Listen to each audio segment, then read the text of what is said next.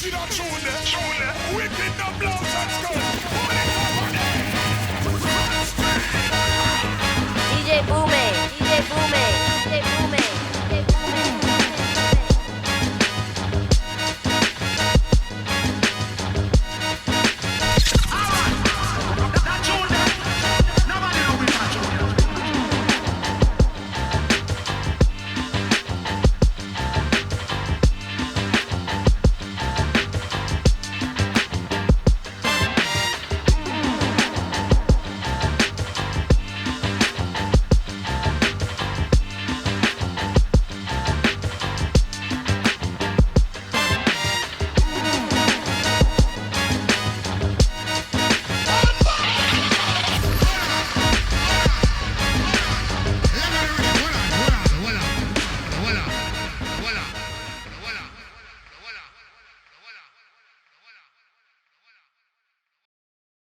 Alright, so let's have some fun. Alright.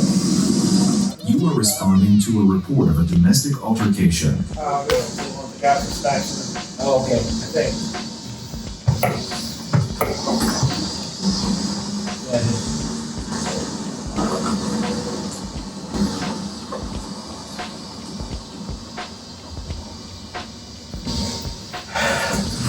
The guy called on this. The guy called? The guy called, not the woman. Hey, sir, how you doing? Speakers can use the cutter. Sir, what's going on? How are you? No, look. I'm the one bleeding. I'm the one, you got the wrong guy. Get in there and arrest that bitch. Okay, well, I need you to relax a little bit, She's fucking sir. crazy, she's nuts. Look, I need you to fucking do your fucking job. Not a problem. Can you come here for a second? Just put that down for me, sir? That's right. Look, keep on walking. Not scared of you. Keep going. That's right. Walk away. Ma'am, I need you to drop the knife, ma'am, please. I understand what's going on. I need you to What do you relax. want? I'm here to help Why are you. you arresting him? Well, I just gotta make sure you're okay, ma'am. See that? I do see it, but I need you. I can only talk to you with the knife You know, down. he did. I need you to put the Why knife aren't you down, ma'am. arresting him? I understand it. Just relax for me real Listen to quick. him. Can you put the knife down for me, please? Oh, that's what he's been That's all I understand that. Thank you. Thank you so much. Please get down on your knees. Please, please. Fine. Okay, lay down on your stomach, please. Chill out. Please lay down on your stomach. Good. Thank you. I appreciate you. Yeah. So we did drill. You guys ever just drill at the range where somebody runs the other way and you shoot? You know what I'm talking about? So we would be at the range and I'd be the call the shots. And I'd have one officer getting ready to shoot that range, and the rules are this: I'm gonna yell fire. Officer with the gun's gonna pull it and shoot one way. At the same time, I have an officer facing this way, getting ready to run. So when I say fire, you run as fast as you can and stop when you get around. So the rule has always been 21 feet. Right. How fast can This guy's way faster. Absolutely. 30 something, 35. So we say with someone with a knife and 21 feet, first of all, if you can't get distance, get cover. Right? That allows you Time to distance options. cover. Right? I didn't come out the holster because, the people we serve, you come out the holster and they see the gun, it usually elevates the I got situation. you. See, yeah, That's interesting. Man. good point. Yeah. So that's why I had it here, Yeah. but not out fully. And that's something you learn I on the also know street, my right? They capabilities, don't tell though. in the academy, they wouldn't tell you that. They Right. would say have your weapon out, but after years of work and you're like, this I also saw that he had a better rapport with her, so I didn't want to. And I had less lethal interject. anyway. He had a less I had to lethal as taser well. out just in case. Oh, Because so once you pull knew it that, out, so you, I already knew. well, Yeah. see, a lot of times they'll communicate. You already knew it, though. I already Yeah, because we So spoke you- about it at the beginning. I said I'm gonna do less lethal. You do There you lethal go. cover. Okay, And I knew yeah. he was primary, so Perfect. I was just there to back up. And if it's good to be at a low ready, but you don't know her mentality of thinking. Right. That can make the situation even worse. Yeah. And that's why it's even good to be from the side. Even if you would have had the gun out, at least have a barrier in between so that she doesn't see it. Agreed. And if you point at us with level 1 use of force, we got to write on that now. Right. It's pointing. See, that's a new footnote that I'll be using when we're training. So what do you guys think that officers are less likely to be safe because there's paperwork involved? I think that's a great question. I think Because that was there's FOP was worried about I that. think there's a level of hesitation now, Yeah. for sure. So yeah, in the long run, there's a chance that you're less safe because that fraction of hesitation could. So can But I'd rather just you got a right anyway. That's us. You know what I mean? You know, guys are. Some people Exactly. are, right? Right. What's when does the level go to have the right report? You have it out by your side. When you're at pointing. So if you bring As long as you bring it up, you point it, you got a right on it. Kind of makes sense. You're 4 pounds away from. How many of these do you want to do? Because that's what you will determine which ones I pick, I guess. Doesn't matter. We can do a couple. 2 more. Yeah, Okay. 2, 3 more. All right, good. You are responding to a frantic 911 call about a man assaulting a woman with a hammer. Help me, my husband, he's gone crazy. I think he's gonna kill someone. There's kids in there. Okay, no problem, man. Just stay behind me. Sir, how we doing, sir? What do you got in your hand, sir? What do you have in your hand, sir? I need to see that. Get down, drop it! Sir, drop. You'd be surprised how many people shoot at that point, not cops. Drag him up. On sides. Save. Sir, come out with your hand, sir. Come out with your hand, sir. Drop it. Drop it, sir. Put it down. Drop the hammer, sir. Sir, put it I'm here to down. help you. I don't want to hurt you. Help me help you, sir. Please. Help me help you. I'm not here to hurt you. I can't talk to you unless you got that hammer down, sir. Please, drop the hammer for me. I'm here to help you. It's not that serious, my brother. Couldn't have been any better. So we just never. Do we get the text or the call? You'll hear the call. Okay. But I'll tell you up front though. What happens is you go to pull a guy over in a cruiser. And, Can we utilize these as barriers? Yes. Yeah. Yeah. So yeah, it's cool. the guy doesn't stop right away. Doesn't actually take off, but he takes you down a kind of lonely road. Okay. So that's Perfect. Let's do it. You stop a vehicle for a speeding violation. After turning on your flashers, the driver slowed and continued for half a mile before coming to a stop. Chevy Trailblazer. Sir, I need you to step out the vehicle, please. Throw your keys out of the vehicle, please. Roll down all your windows, turn your keys off, turn the car off, throw your keys. Get away! Sir, put it down. Sir, Somebody close to Sir, me! put it Drop the down. gun! I never Drop said the that! gun, sir. Drop the Don't gun, do it. sir! Don't Drop do the it. gun! Don't I don't do want you it. to hurt yourself, sir! Drop the gun! Drop the gun! Drop the gun, sir! I understand. Don't Let do me it. help you! Let me help you! Put it down. Put it down. Let Put me it help down. you! Put Let it me help down. you, sir! Drop Put it down. it! Put it Drop down. it! Put it Drop down. it! Put it down. Drop it! Ty. I shot him when he first got out of the car. I saw the gun. So he didn't have it to his head. When he came out, I just saw the gun. Yeah. And Okay. immediately doing that, I didn't hear. I don't know if he's gonna I point didn't it hear at the me. shot. Did you actually shoot? Yeah. Pull trigger. Oh, that's that's certainly a possibility. Well, yeah. Right. What else could it be? Yeah. You're getting out of the car. Hell the yeah. car- When you get out fast like that, I don't know what your intentions are with that weapon. Yeah. So yeah, as soon as he got out with the gun, as soon as I saw the gun raised, I immediately shot him. So That's why I just wrapped it The again. one thing we most most cops do in this one, and which is fine, they don't do anything until he starts walking. But the problem is from this position. You can go to this To that position. instantaneously. Exactly. That's You why can't- when I saw this, Right. even when he got out the car, I don't know what you're doing with that gun. I'm not gonna wait to get shot Yeah, to right. fucking make it to make a decision. Yeah, nobody- But then it's too late. Not many people think like that. Not- yeah, Right. most cops do wait till he's almost on him until he. They're all saying where they're all waiting for him to go do this. I'm not action. waiting for, it's too late when you do that. Exactly. So what we do is we do a demonstration for him. So we tell him, all right, you have your gun out and point it at me. Hold your finger and point it at me. And I would say to him, all right, I'm gonna shoot. So you shoot when I go like this, bang. By the time I say Too bang, they don't get the shot off. No.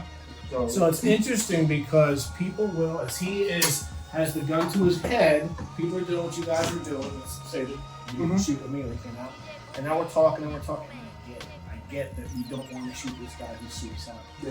But You the got point from here to here That's nothing. is nothing. So we talk about articulating imminent threat and deadly force and all that. Is this an imminent threat? Yeah, Yes. it is. From the it's beginning. It's 0.25 seconds to go from here to here. Absolutely. But your philosophy is, like you said, the top to you, right?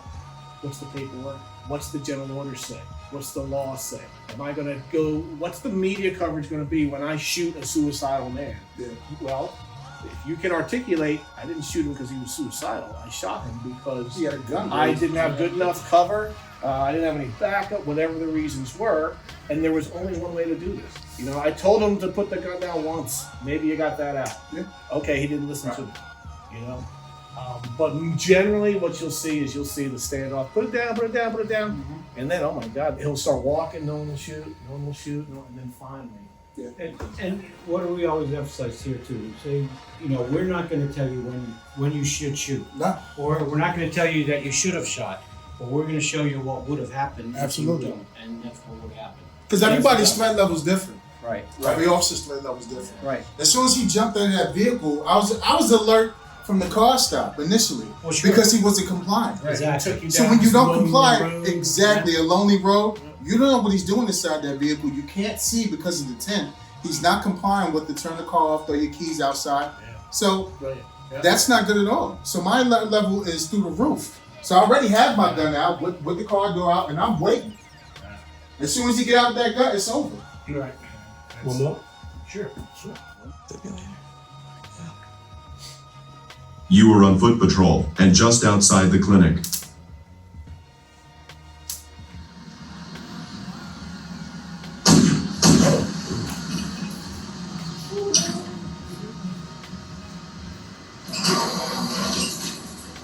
I heard gunshots. I heard gunshots. Which way?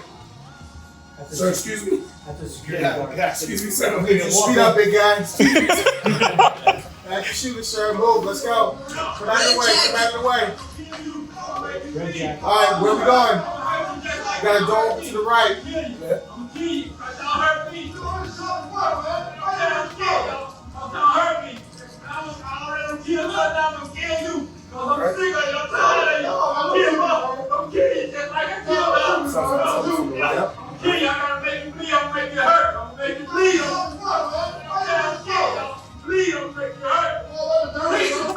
Right. Sir, stop!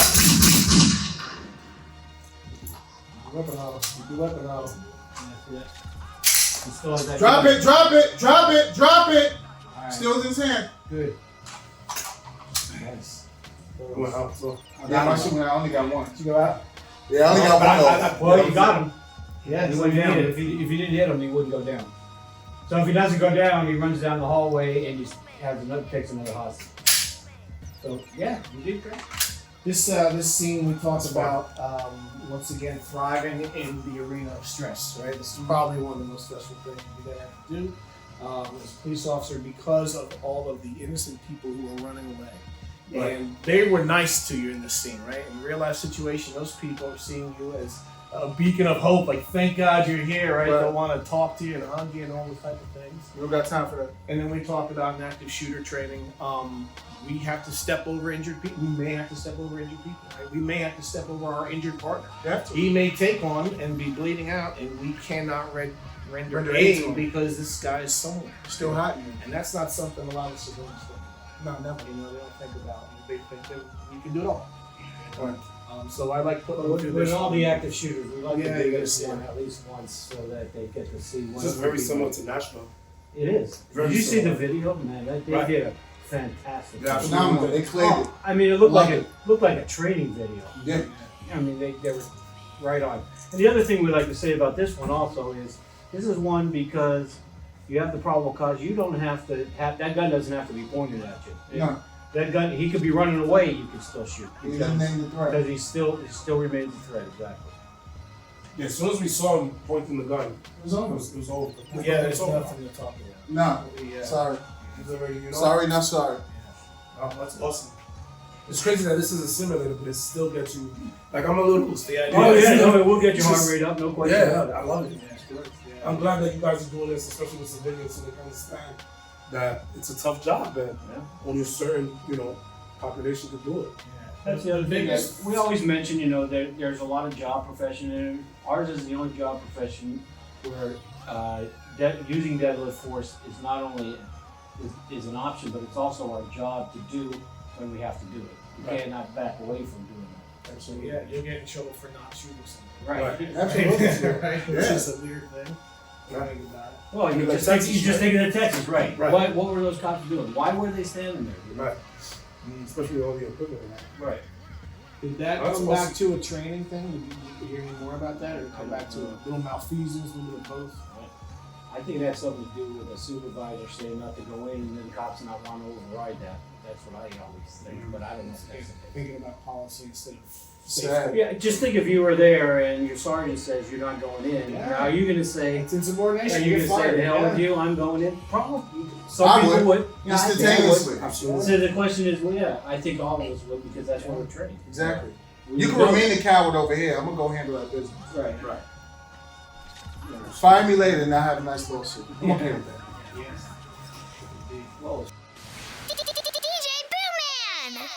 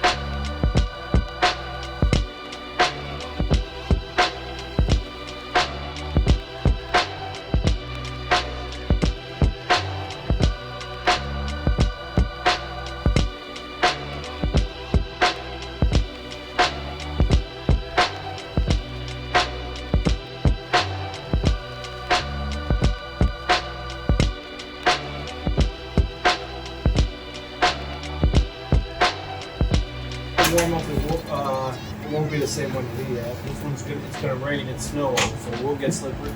But basically, you're just gonna drive straight ahead. If you'll see that when you'll see directions to call out intersections, obviously you don't have to do that. But like for a new officer, we want them to know, get the idea of where they are, the situational awareness, so that if the dispatcher comes and says, "What's your location?" you don't say, "Stand by, I don't know where I am," that kind of thing. So we want to get them used to knowing where they are at all times. Especially important for like a state trooper that's in cities and things like that. All right, so you know where everything is down here, so just start it up and just drive straight ahead. No calls, anything like that.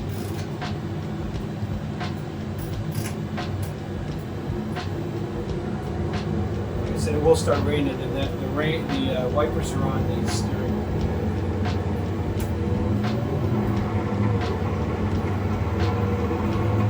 So you want to turn your wipers on there?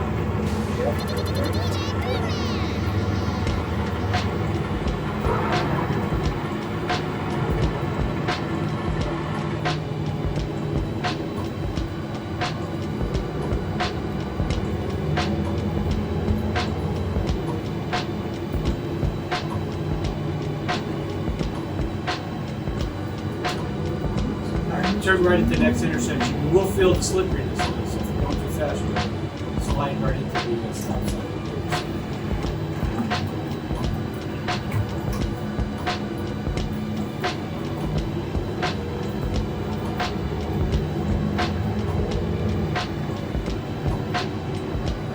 Go turn your emergency equipment on just to get used to where it is. So that's it.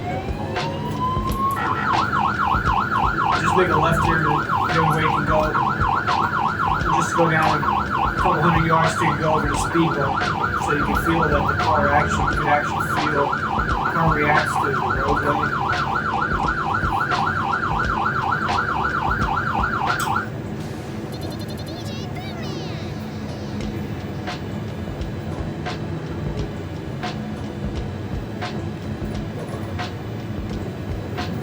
All right, you ready?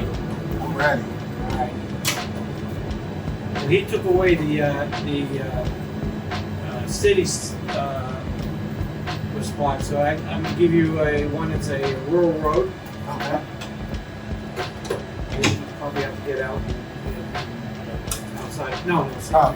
We're gonna give you a. You're gonna respond. It's gonna be a rural situation. What's gonna happen is you're gonna be heading towards a house where the girlfriend has called the dispatcher and said that her boyfriend is coming to her house and kill her. So Basically, straight ahead, you're gonna have a left-hand turn on the when it's coming. But you are on a rural road, so there's not really much place. 518, we just got a call from a hysterical female stating her ex-boyfriend is on his way to her house to kill her. She lives in the residential area off Highway 56. You are authorized to run lights and sirens. Stand by for additional break. Copy that. 525 dispatch. Are you available to assist 518 on that domestic call? Be careful right around this Dispatch from 525. Show me a route from the office on Highway 56. Hysterical female. I don't know why. Put your lights inside. Definitely gonna mute that one.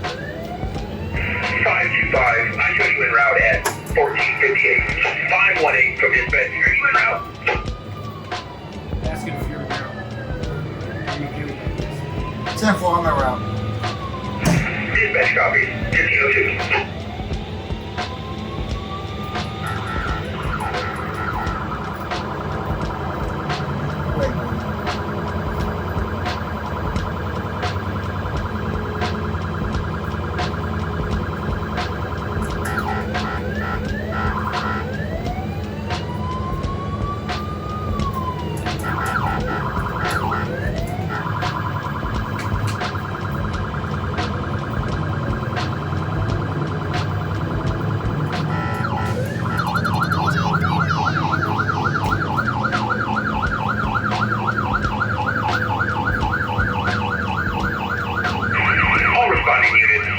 Boyfriend will steal the Molly. Suspect has a history of assault with a deadly weapon.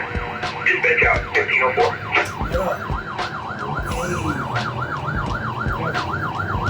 You'd be surprised how many people hit that. It's really cool. They hit that guy. What are you doing?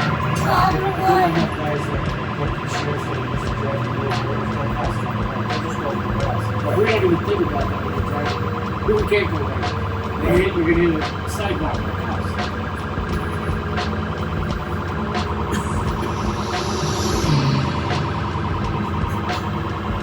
You're going to have the left-hand turn that's going to come up here shortly.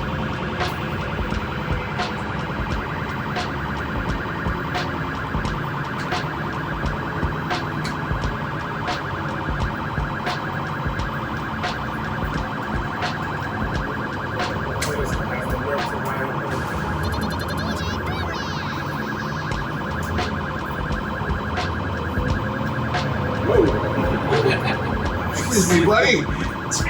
585. What's your location? About a mile away. About a mile away. Copy that.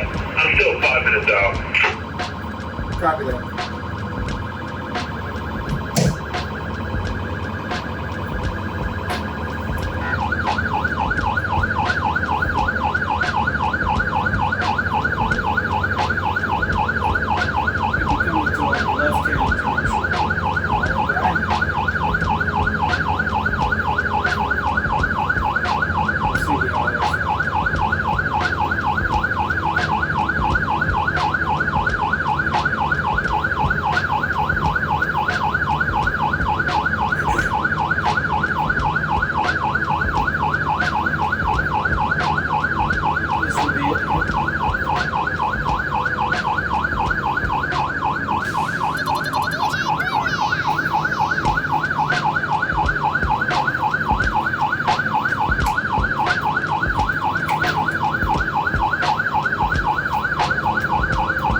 Tell them to shut the lights and siren off at this point. Start thinking tactically of where you're going to position the vehicle. All units, caller advised your boyfriend is now at the residence. I am 1023, arriving on scene. We're getting some more information where the house is.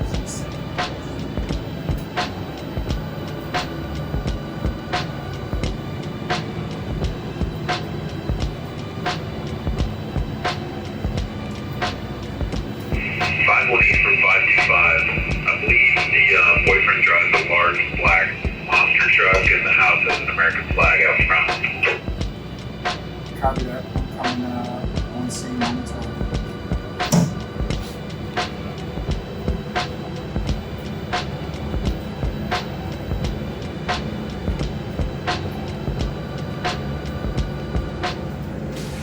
Alright, I'm coming on scene. I see the flag, I see the truck. Don't anybody outside.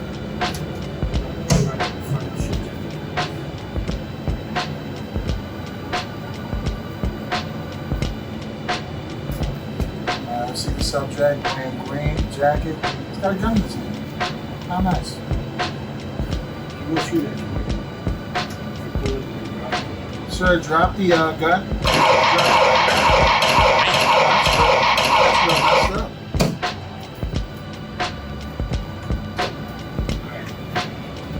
Yeah, so the training thing here is you wait for the backup on a normal situation like this with the gun.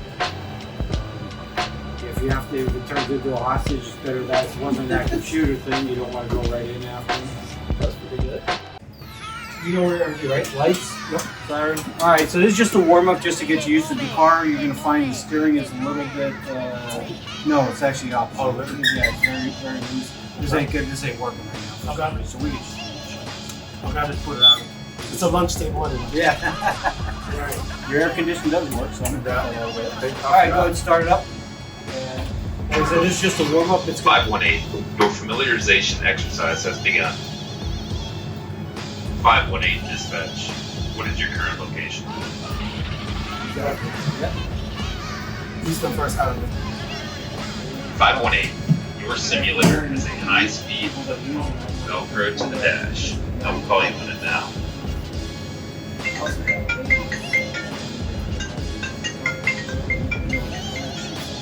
That cell phone doesn't work, 518. We'll send the information to your mobile data terminal. Just straight ahead and do what they tell you to do. Oh wow, this is weird. Okay. I see what you were saying. Yep. To activate level We'll go back 2 to my of your 22 overhead this lights one. without the siren, move the slide switch to the number 2 position.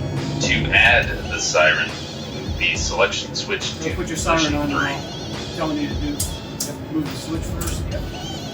To change the siren All the way tone, over. rotate the knob to the right of the Actually, slide switch. this You have is- 3 tones to choose from. Oh, not the wheel. Okay. The air horn button is located below the slide switch on the control panel. The vehicle's horn will also change the siren tone while level 3 So I don't is know if you have activated. cars that do that. If you hit the horn, it'll change the siren sound also. Just your horn. I didn't know that. Oh, cool. Not all cars. But the Explorer. 518, you may want to turn on your headlights. They're on the dash.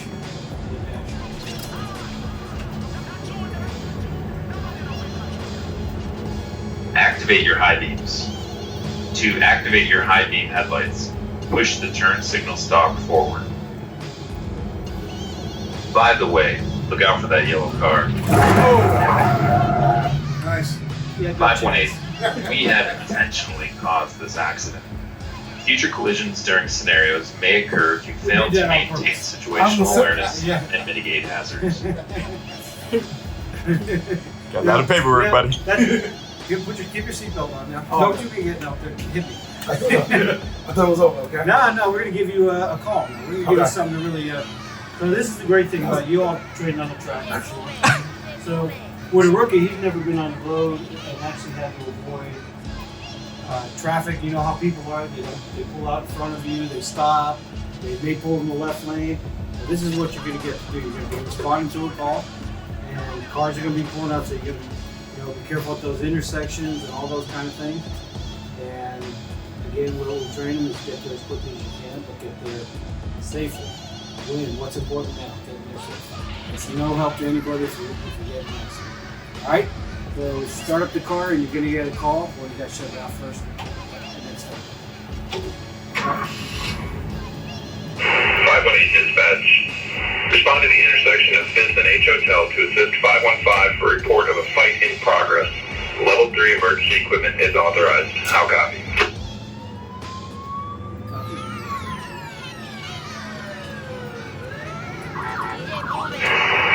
I have you en route at 1301. Break. 527, go with your traffic. Dispatch 527. Final stop 7 Contact Bravo Alpha Victor 0427. Bravo Alpha to Victor 0427 on a black Jeep, occupied 2 times. Yeah, the brakes are a little spongy. We'll find out too.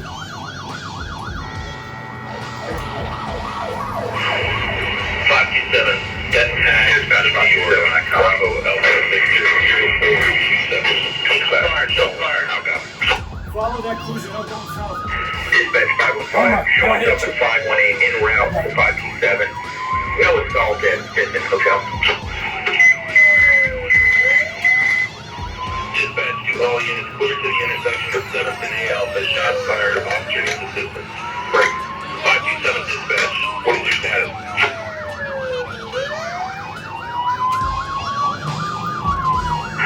527, I'm hitting the leg. Suspect has crashed, trying to leave the scene. Advise use approaching from the north, use caution. I'm behind my cruiser, use of 7th and Alpha. All units approaching 7th and Alpha, officer down. Code 527, use caution, approaching from the north.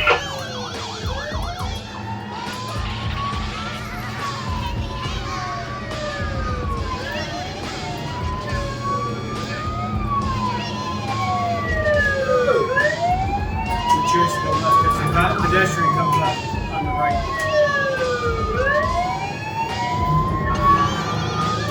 Alright, you're here. Dispatch 515, show myself at 518 on scene. I have one white male on the ground at the crash site in the intersection. Nice try. That's pretty cool. That's pretty cool. Yeah, Which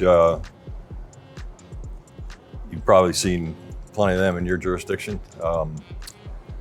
This was donated to us by Dodge, the obvious Dodge Charger. It doesn't have an engine in it, so they economize a little bit, but it basically gives our visitors an idea of what the current state of the art is as far as police cars go. Even has a computer display in the dash, which I know you guys still probably have them on a stalk right in the passenger seat. Yeah, take a look around the other side. It looks kind of nice. Oh, I see. Oh, cool. Yeah. Very convenient.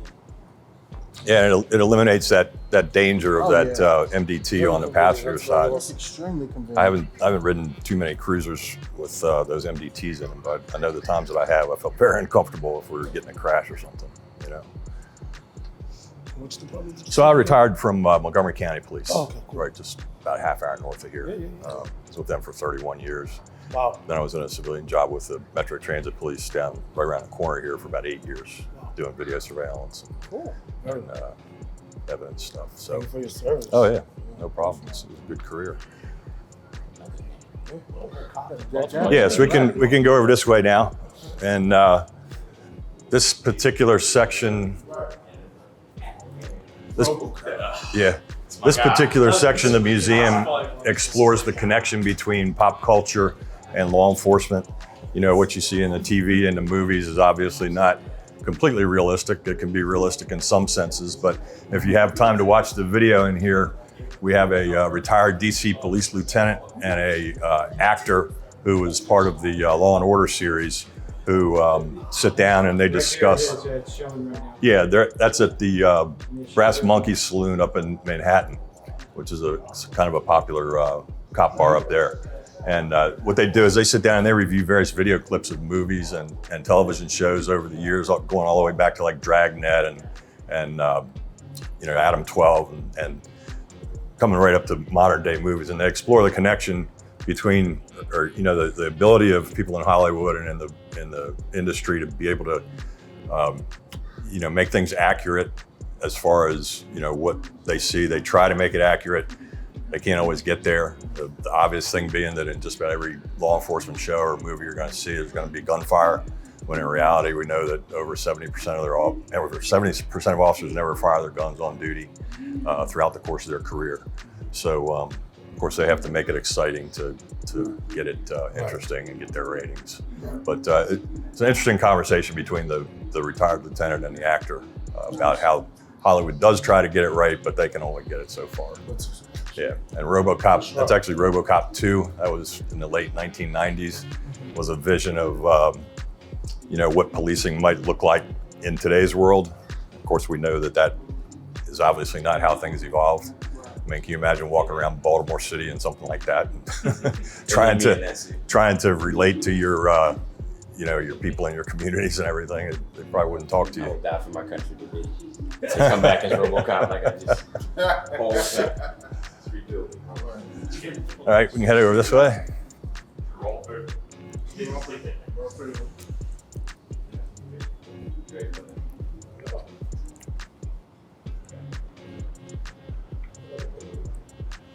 So in this area of the museum, behind these glass walls is what we call our history time capsules. And chronologically from left to right, it starts all the way on the left end with the introduction of law enforcement into the United States in the late 1700s, early 1800s.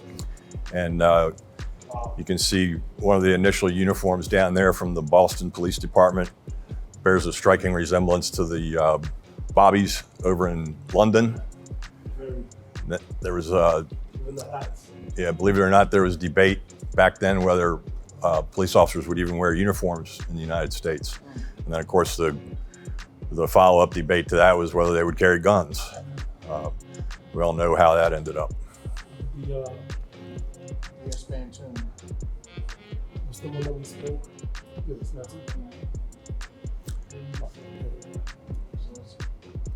wow. You have the Untouchables up there anyway? We do. Yeah, we're gonna get to that in a second. That movie came back on. I watched it 4 times. Yeah. It's an amazing movie. Wow.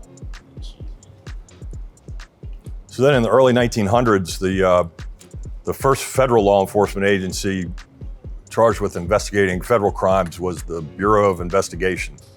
And they obviously investigated federal crimes up until about 1920 when the Prohibition Act was passed. And then the federal government formed the Bureau of Prohibition. Those were also federal agents tasked with investigating, obviously, alcohol crimes. Right. Obviously. Can't imagine what it would be like today, if we had to all of a sudden take the beer, wine, and liquor away from everybody. We'd have riots in the streets probably.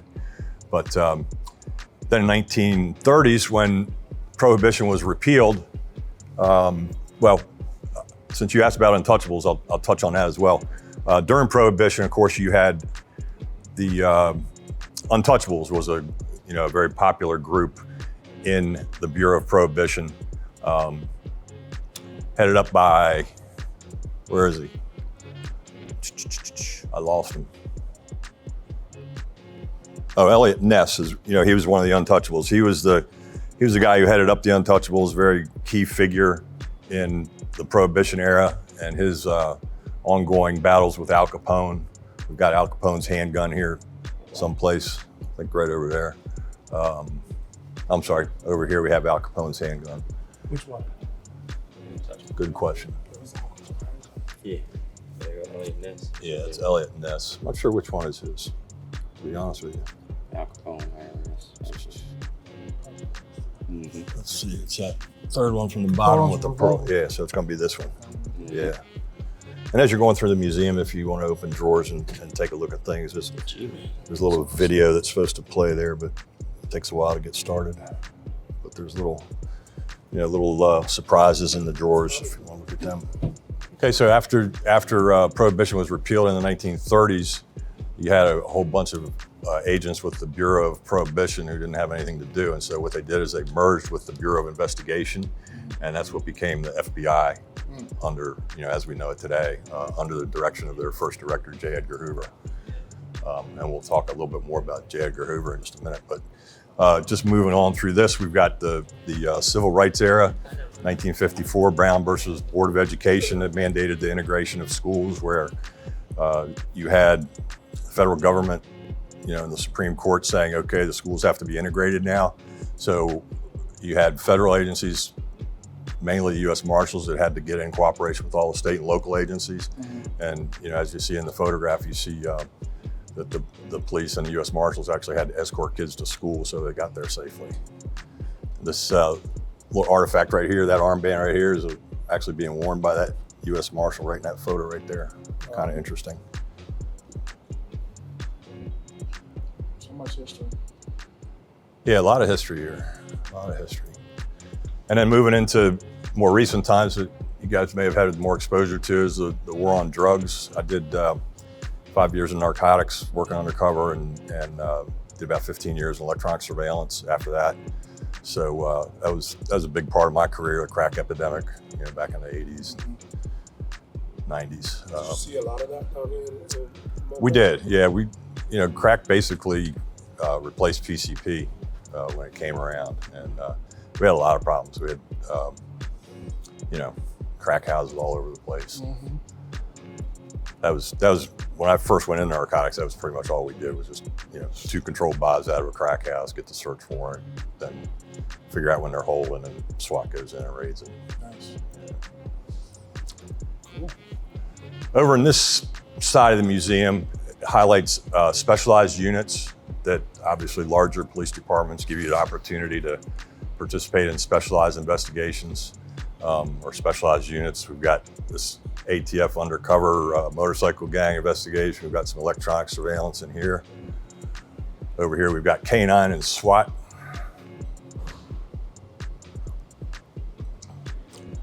If you guys would excuse me just 1 minute, I need to re-up my parking meter.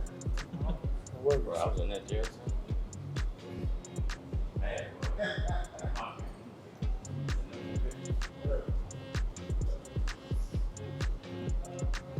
And then,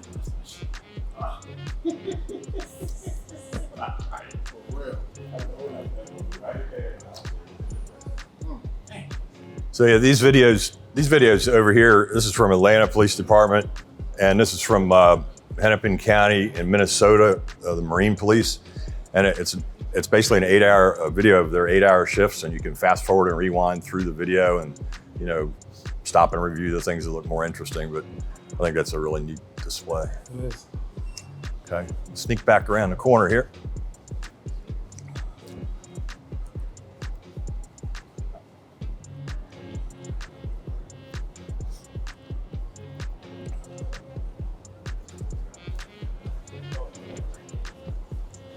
This particular area has some videos that you can watch about presidential assassinations, armed police forces. Coming up on the screen, you'll see Lucius Amerson, who was a sheriff in Alabama back during the civil rights era. That's him right there on the left. And he played a significant role in the civil rights era in Alabama because he took over a department that had a serious problem with police brutality and racism. And he actually ended up arresting some white officers on his department for various brutality complaints and race-related issues. So he got reelected over a period of 20 years. So he had a pretty significant impact down there. Lucius Amerson. Amerson? Amerson. Yeah. And then there's a video there about J. Edgar Hoover, who I mentioned was the first director of the FBI.